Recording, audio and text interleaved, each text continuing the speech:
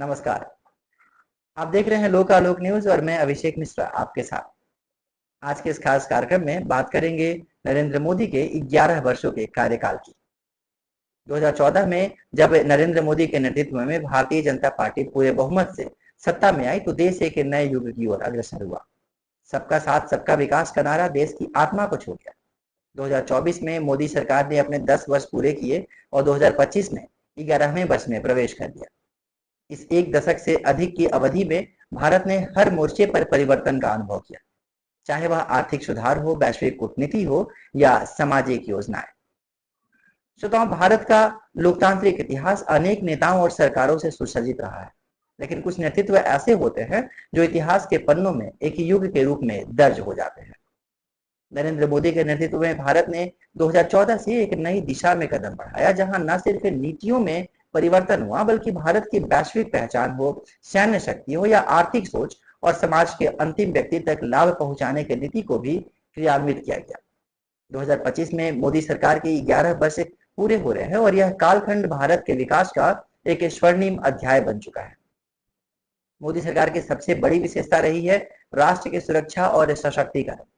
2016 में surgical strike, 2019 में Balakot air strike और 2020 में गलवान के बाद की निर्णायक नीति ने यह सिद्ध कर दिया कि भारत अब सिर्फ कूटनीति नहीं, आवश्यकता पड़ने पर करारा जवाब भी देता है।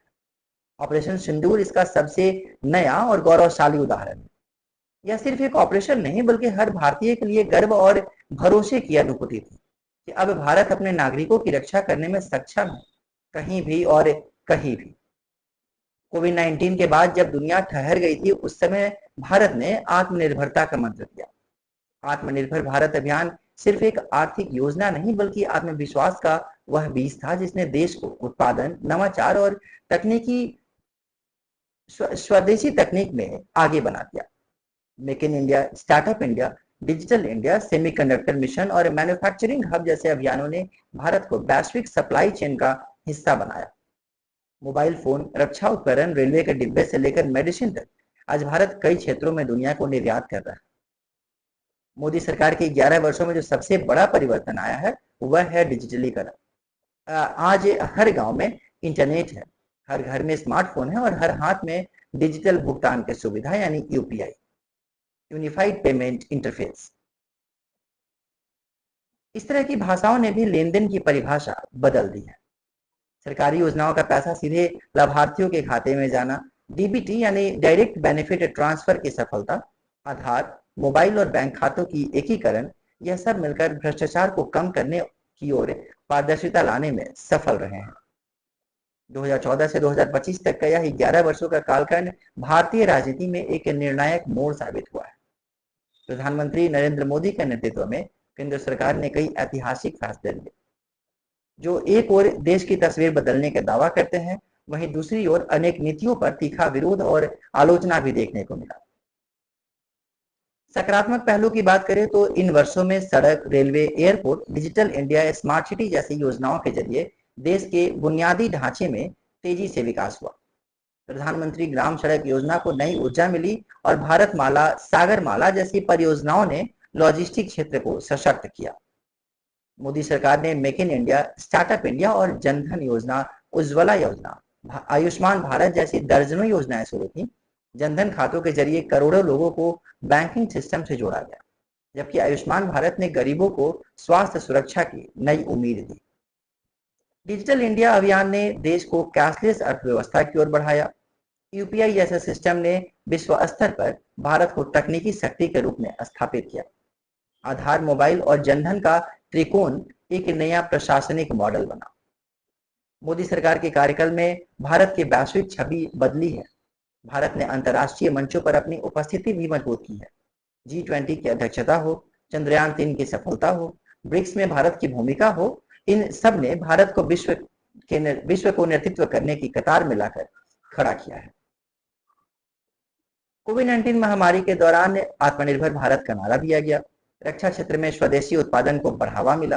राफेल विमान का आगमन हो या अग्निपथ योजना और सीमाओं की सुरक्षा को मजबूत करने के लिए कदम की बात करें, ये सारे मोदी सरकार के सकारात्मक पहलू हैं।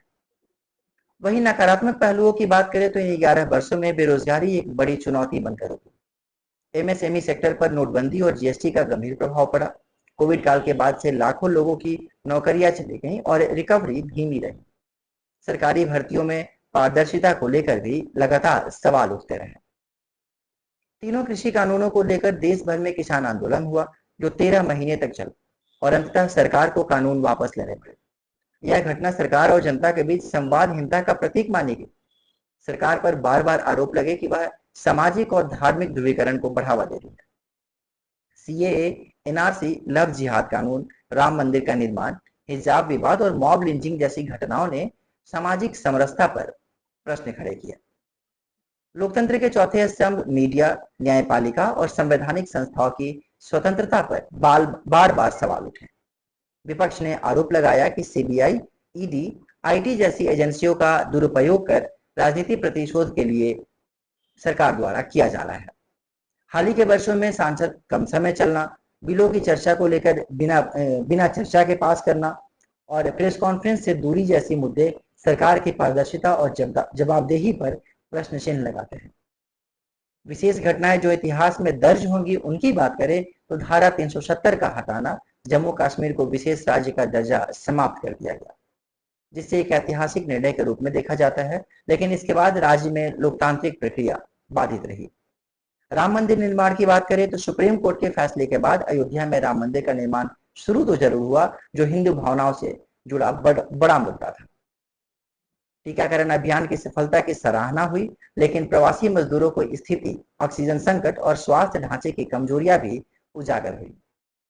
कुल मिलाकर बात करें तो मोदी सरकार के 11 वर्ष किसी भी दृष्टिकोण से सामान्य नहीं रहे। इस अवधि ने भारत को नई दिशा देने का प्रयास किया है, कभी आशा और ऊर्जा के साथ तो कभी विवादों और आलोचनाओं के बीच। सरकार की नीयत में दृढ़ता रही, लेकिन कई बार संवाद की कमी और जमीनी सच्चाई को नजरअंदाज करना भारी पड़ा। जहां एक ओर यह सरकार नई सोच, नया भारत की कल्पना को आगे बढ़ाती दिखी, वहीं दूसरी ओर न्यू इंडिया का निर्माण तभी सार्थक होगा जब हर नागरिक, हर वर्ग को न्याय और समावेशी विकास का अनुभव हो।